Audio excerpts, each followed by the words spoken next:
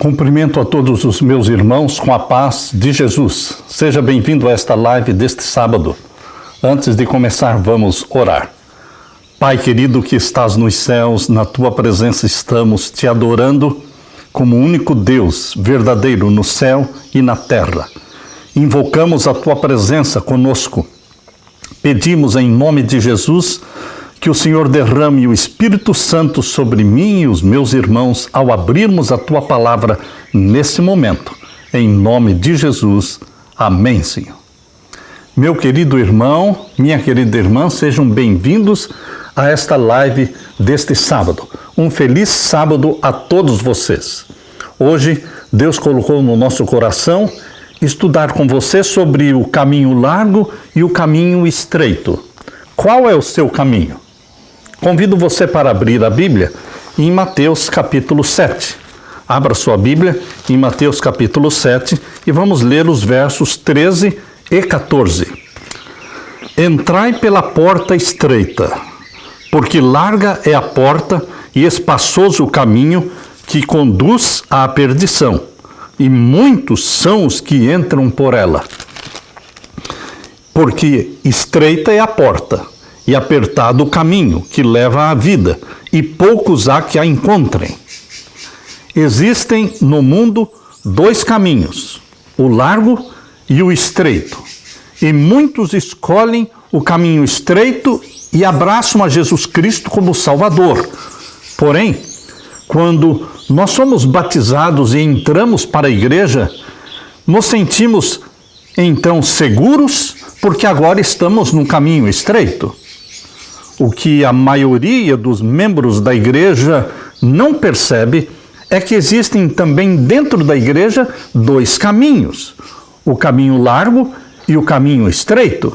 E como membros da igreja, como cristãos, nós precisamos decidir qual é o nosso caminho dentro da igreja, o largo ou o estreito.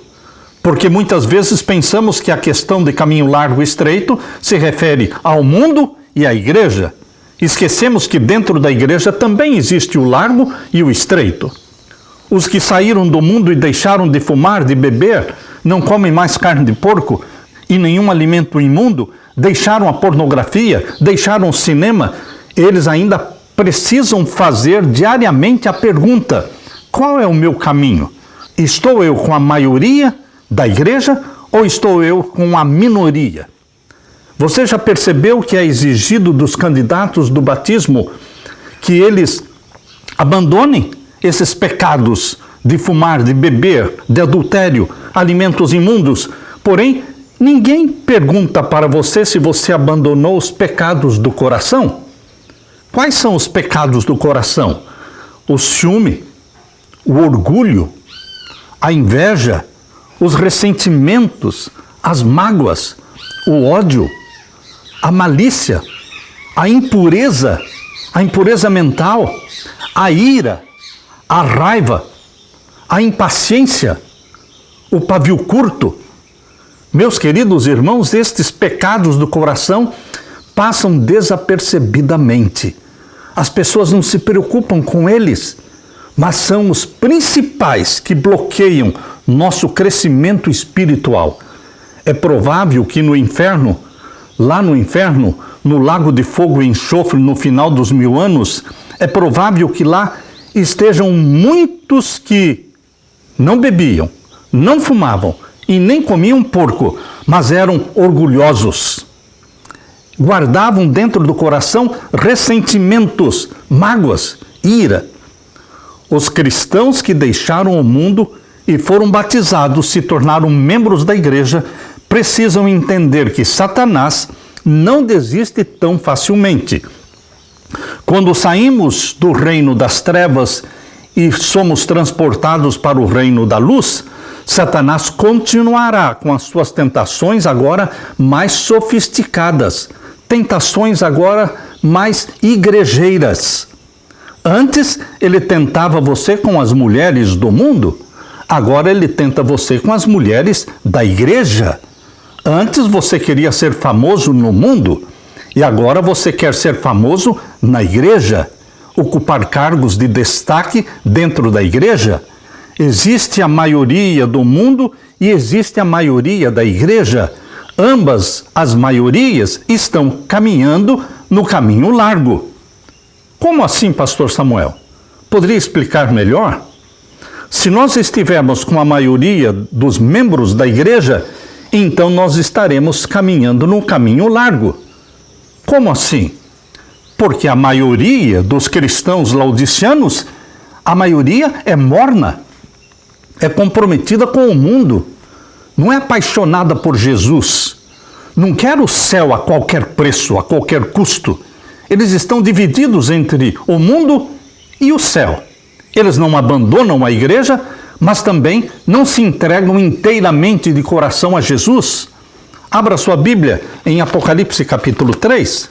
Apocalipse capítulo 3, nós podemos ler então os versos 15 até o verso 17.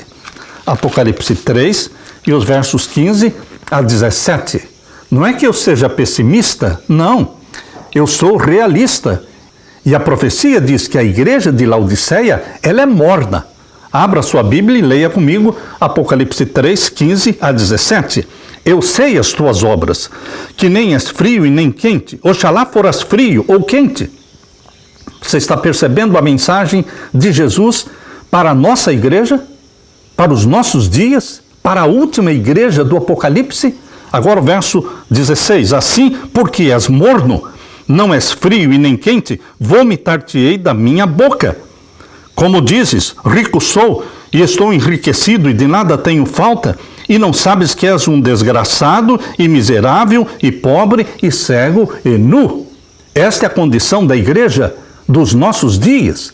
A maioria da igreja. A maioria da igreja anda no caminho largo da igreja. Eles saíram do caminho largo do mundo, por isso não mais bebem, não mais fumam, mas eles estão ainda no caminho largo da igreja. Esses caminhos são distintos, são separados, são com direções opostas. Um caminho leva para a vida eterna, o caminho estreito, é o caminho da renúncia, é o caminho da crucifixão do eu, da renúncia do nosso eu, das nossas vontades não santificadas. Este caminho da renúncia, do negue-se a si mesmo, é o caminho da vida eterna. Mas o caminho largo do tudo pode é o caminho da morte eterna. A multidão do caminho largo e o pequeno grupo do caminho estreito são opostos no caráter. São opostos na vida, no estilo da vida, no vestuário, na conversação. São opostos na maneira como começam o dia e como terminam o dia. Uns começam o dia com Jesus Cristo, aos pés de Jesus Cristo, e terminam o dia aos pés de Jesus Cristo. Porém, os do caminho largo terminam o dia na televisão, assistindo seus filmes. Os que viajam pelo caminho estreito conversam a respeito das alegrias, da felicidade que terão no final da viagem, quando entrarem pelas portas da Nova Jerusalém. Seu rosto muitas vezes fica triste, mas logo brilha com piedosa e santa alegria. Não se vestem como a multidão do caminho largo, nem falam como eles, nem agem como eles, são diferentes em tudo, não ouvem as mesmas músicas, não assistem os mesmos programas de televisão, são diferentes no comer, no beber e no vestir. Um modelo lhes foi dado, e esse modelo é Jesus. Meu querido irmão, Jesus foi um homem de dores, experimentado nos trabalhos, nos abriu o caminho e palmilhou este caminho.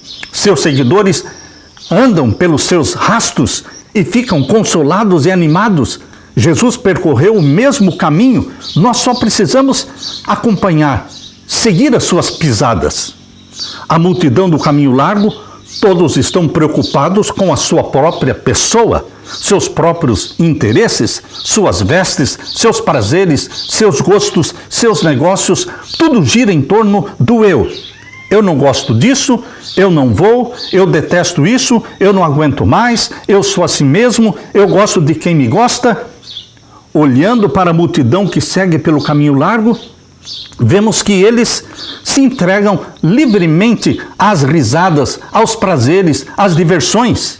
Estão preocupados sempre com os últimos lançamentos dos filmes de Hollywood, não pensam no fim da viagem e na destruição certa no fim do caminho.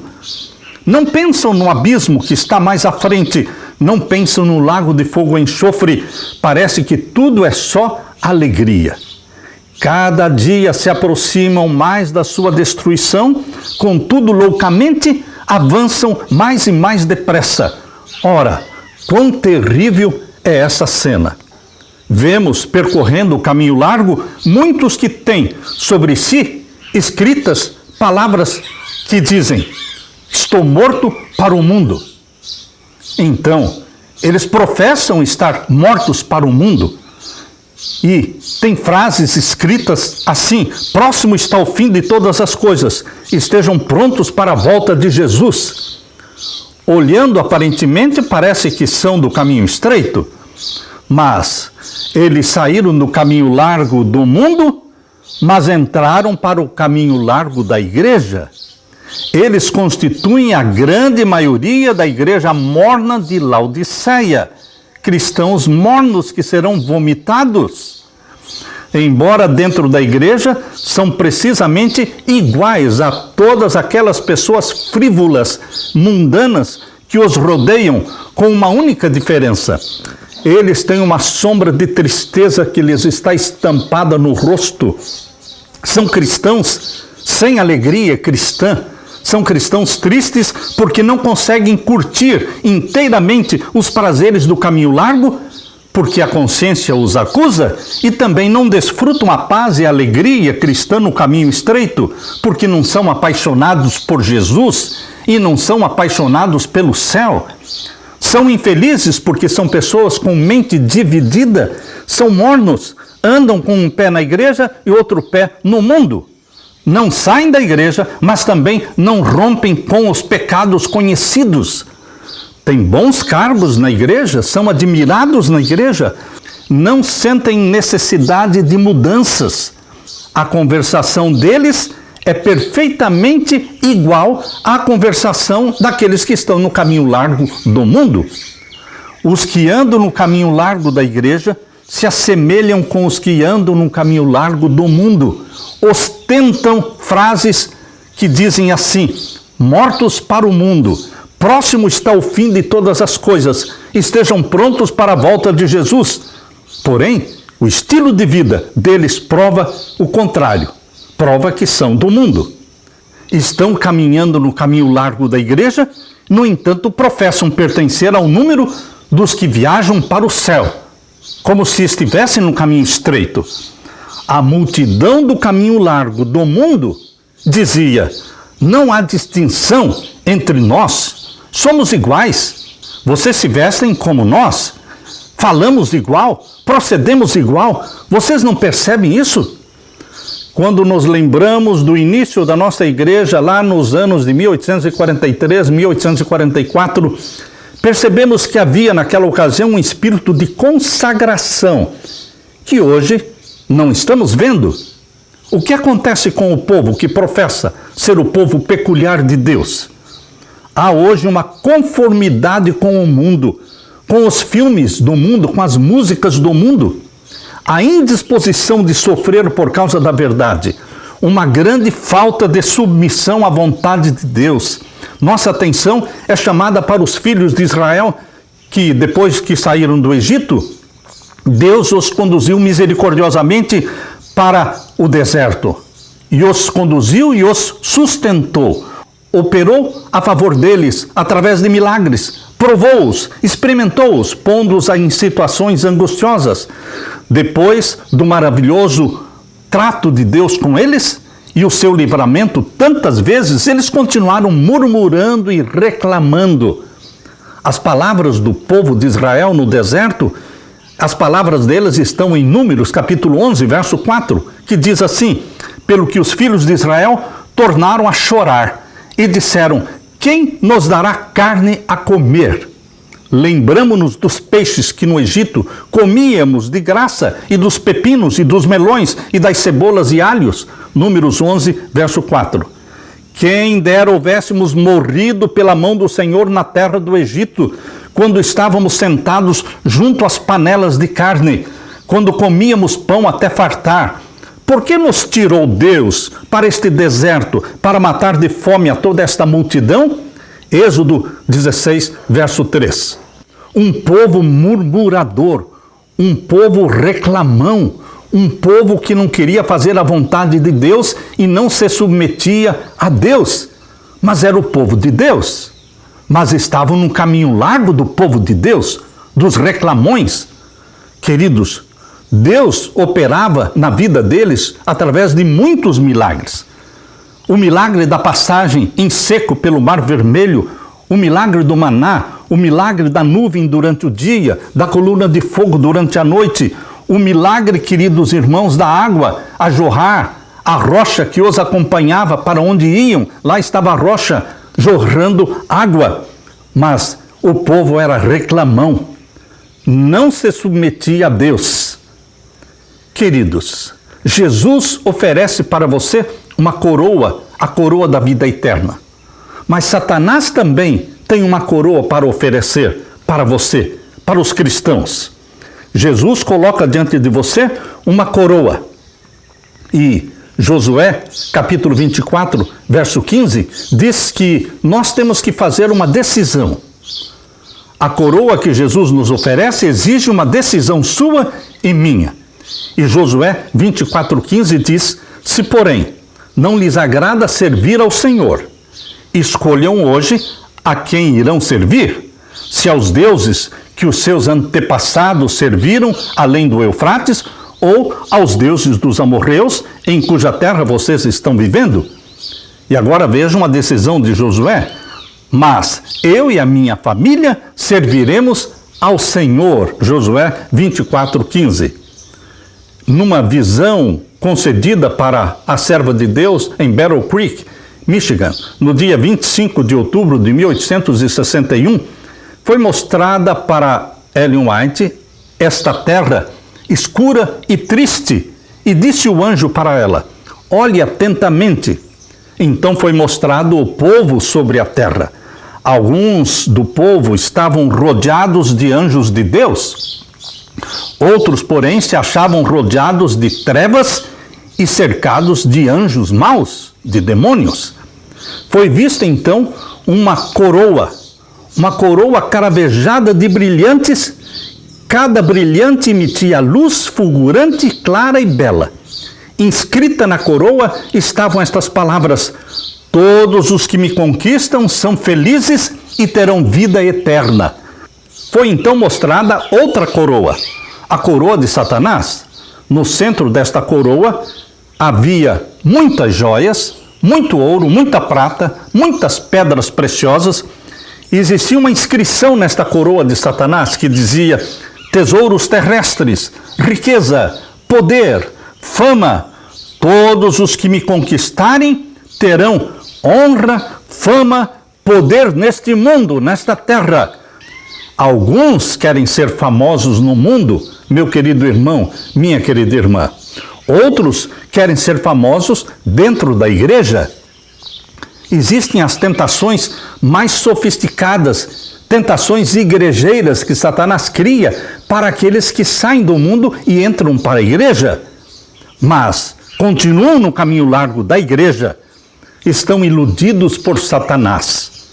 Foi mostrado então uma vasta multidão dentro da igreja que lutava com unhas e dentes por alcançar esta coroa de Satanás, cheia de joias, de ouro, de prata. Faziam um grande barulho, alguns em sua ambição pareciam privados da razão. Empurravam-se uns aos outros, deixando para trás os mais fracos. Nas comissões da igreja, acontece isso. Nas eleições, cada ano, acontece isso.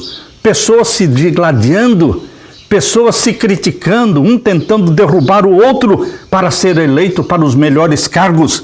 Nesta busca, pisam sobre os concorrentes e criticam uns aos outros, fazem política mesmo. Perguntei para um presidente de união uma vez, amigo meu: você faz política? Ele disse: é lógico, Samuel, que eu faço política. Todo mundo faz. Se eu não fizer, como é que vai ficar? Meus queridos, muitos estão dentro da igreja, mas estão no caminho largo da igreja, fazendo politicagem. Muitos professos cristãos avidamente se apoderavam dos tesouros que estavam na coroa de Satanás e seguravam esses tesouros com as duas mãos, agarrados, abraçados às joias, ao ouro, à prata. Seus olhos se fixavam na coroa terrestre e contavam e recontavam seus tesouros. Uma grande multidão de anjos maus estava ocupadíssima. Satanás estava no meio desta multidão de anjos maus e todos olhavam com a maior satisfação para a multidão que lutava pela coroa terrestre. Saíram do caminho largo do mundo, mas permanecem no caminho largo da igreja.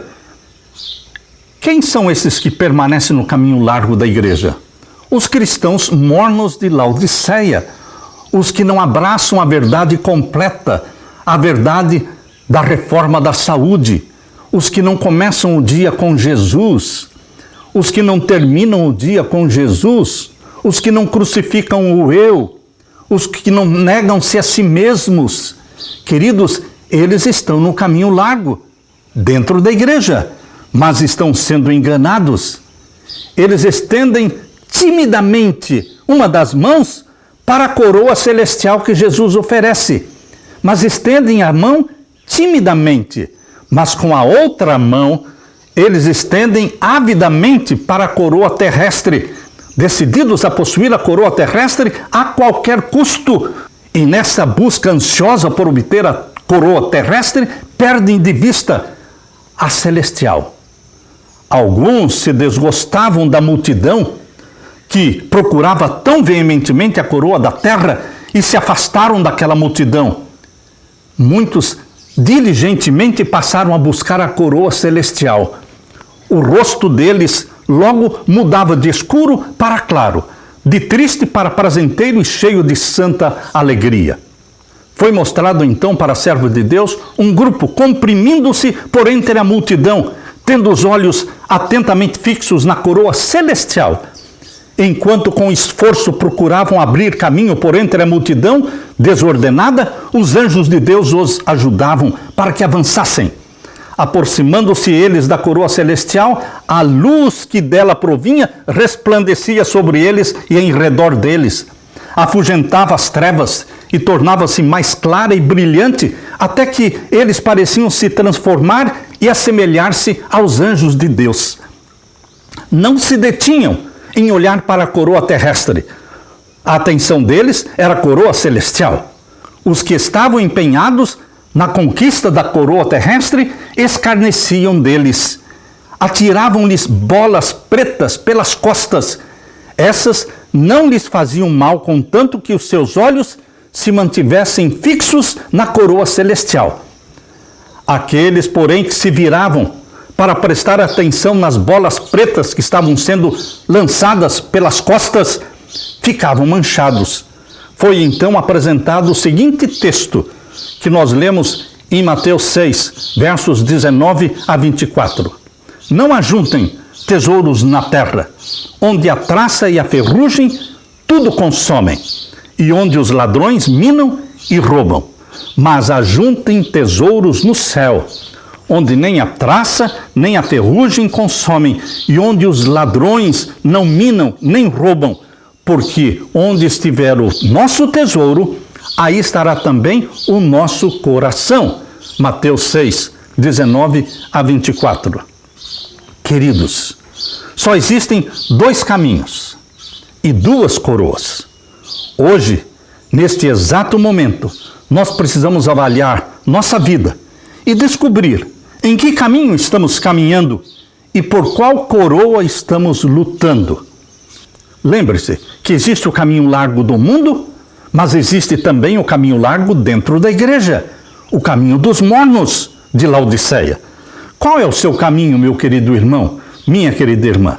Você consegue responder essa pergunta? Como estão os pecados do coração? A inveja, o orgulho, o ciúme, a ira, a impaciência, ressentimentos, mágoas. Como estão esses pecados do coração? Você pode estar se perguntando, eu tenho que responder agora, hoje? Sim, você precisa responder hoje. Como está o seu coração? Qual é o seu caminho e qual é a coroa que você está buscando?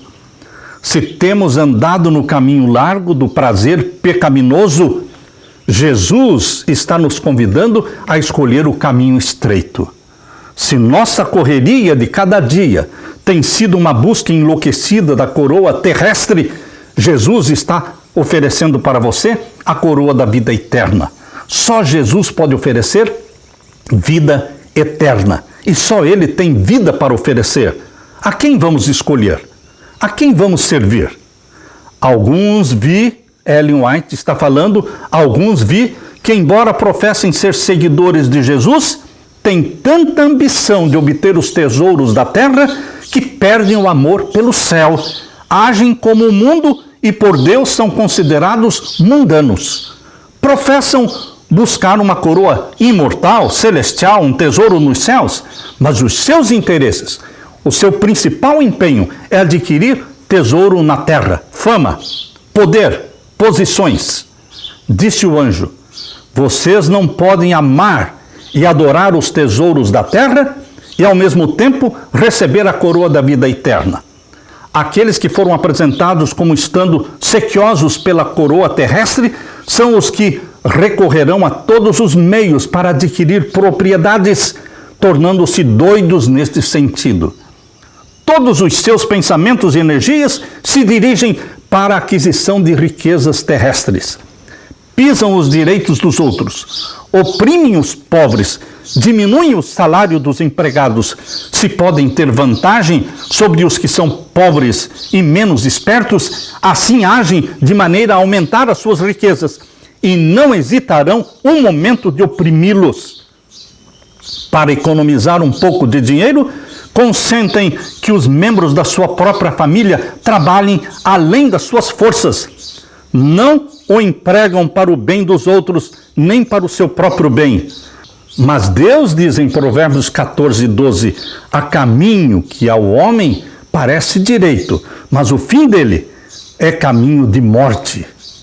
Meu querido irmão, minha querida irmã, a cruz encontra-se onde dois caminhos divergem. Um é o caminho da obediência que conduz ao céu. O outro conduz para o caminho largo, por onde o homem pode caminhar facilmente com a sua carga de pecado e maldade, mas leva para a perdição. Rogo-lhe, meu irmão, que examine o coração diligentemente, indagando: em que estrada estou eu viajando? E onde findará essa estrada? Jeremias 21, verso 8 diz: assim diz o Senhor, eis que ponho diante de vós o caminho da vida e o caminho da morte. Na meditação matinal, alta vocação, página 168, parágrafo 2, nós lemos: Cristo nos roga entrar no caminho estreito, onde cada passo significa renúncia do próprio eu. No caminho estreito, cada passo significa renúncia do próprio eu. Alta vocação 168, parágrafo 2. No livro O Maior Discurso de Cristo, 138, parágrafo 3, diz: a fim de andar pela estrada que leva à destruição, não é necessário procurar o caminho, pois larga é a porta e espaçoso o caminho, e os pés volvem-se naturalmente para a estrada larga, que termina na morte. Maior Discurso de Cristo, 138. E na Review Herald, do dia 30 de julho de 1901, diz assim: muitos que professam seguir a Jesus não têm religião genuína. Eles não revelam em suas vidas o fruto da verdadeira conversão. Eles são controlados pelos mesmos hábitos, pelo mesmo espírito de murmuração e egoísmo que os controlava antes de aceitarem a Cristo como Salvador. Os que têm uma oportunidade para ouvir a verdade e não se esforçam para ouvir a verdade ou compreender a verdade, pensando que se não ouvirem não serão responsáveis, serão considerados culpados diante de Deus, como se tivessem rejeitado aquela verdade.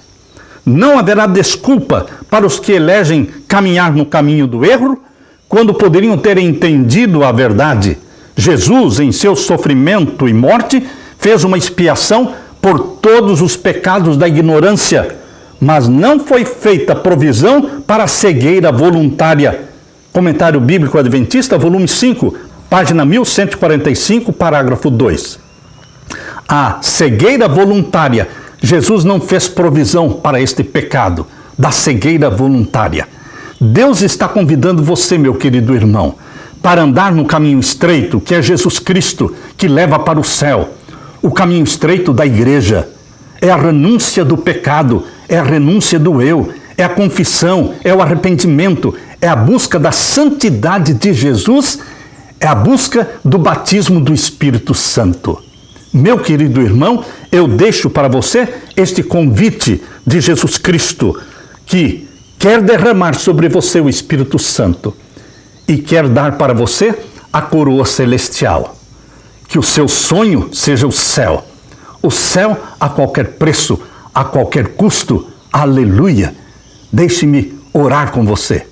Pai querido que estás nos céus, derrama sobre mim e os meus irmãos o Espírito Santo. Incendeia a nossa vida com o Espírito Santo, com a paixão pelo céu, pela coroa celestial, que receberemos das mãos de Jesus Cristo, que dirá: servo bom e fiel, bem está, entra no gozo do teu Senhor.